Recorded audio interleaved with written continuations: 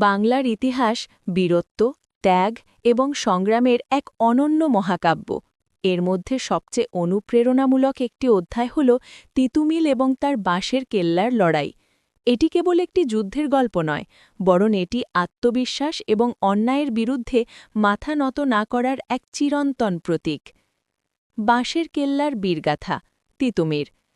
ঊনবিংশ শতাব্দীর শুরুর দিক, বাংলার সাধারণ মানুষ তখন দুই ধরনের শোষণের শিকার। একদিকে ব্রিটিশ নীলকর সাহেবদের অত্যাচার, অন্যদিকে স্থানীয় কিছু অত্যাচারী জমিদারের শোষণ। এই অন্ধকার সময়ে সাধারণ মানুষের কণ্ঠস্বর হয়ে দাঁড়িয়েছিলেন সৈয়দ মীর নিসার আলী, যাকে আমরা তিতুমির নামে চিনি। ১. অসম লড়াইয়ের সাহস। তিতুমির বুঝতে পেরেছিলেন কেবল কথায় কাজ হবে না, শোষকের বিরুদ্ধে রুখে দাঁড়াতে হবে। কিন্তু তার কাছে কোনো আধুনিক অস্ত্র ছিল না কোনো প্রশিক্ষিত সেনাবাহিনী। তার সঙ্গী ছিল সাধারণ কৃষক আর তাঁতিরা। তিতুমির তাদের মনে এই বিশ্বাস গেঁথে দিয়েছিলেন যে অস্ত্রের চেয়ে আত্মশক্তি বড়।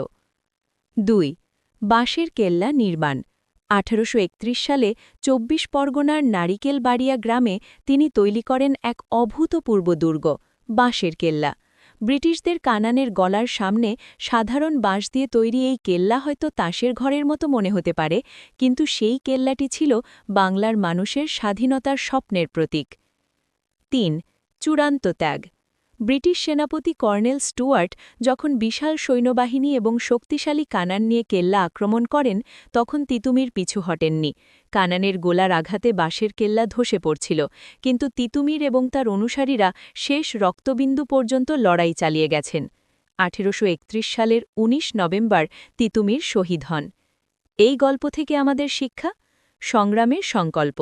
আপনার হাতে উপকরণ কম থাকতে পারে, কিন্তু লক্ষ্য যদি সঠিক হয় এবং সংকল্প যদি দৃঢ় হয়, তবে আপনি ইতিহাসের পাতায় স্থান করে নেবেন। অন্যায়কে মেনে না নেওয়া। তিতুমির জানতেন তিনি হয়তো জিতবেন না, কিন্তু তিনি এটাও জানতেন যে প্রতিবাদ করাটা বেঁচে থাকার চেয়েও বেশি জরুরি।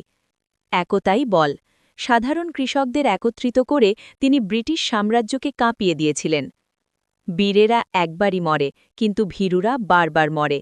তিতুমিরের এই আত্মত্যাগ আমাদের শেখায় যে নিজের অধিকার আদায়ে কখনো পিছু হটতে নেই।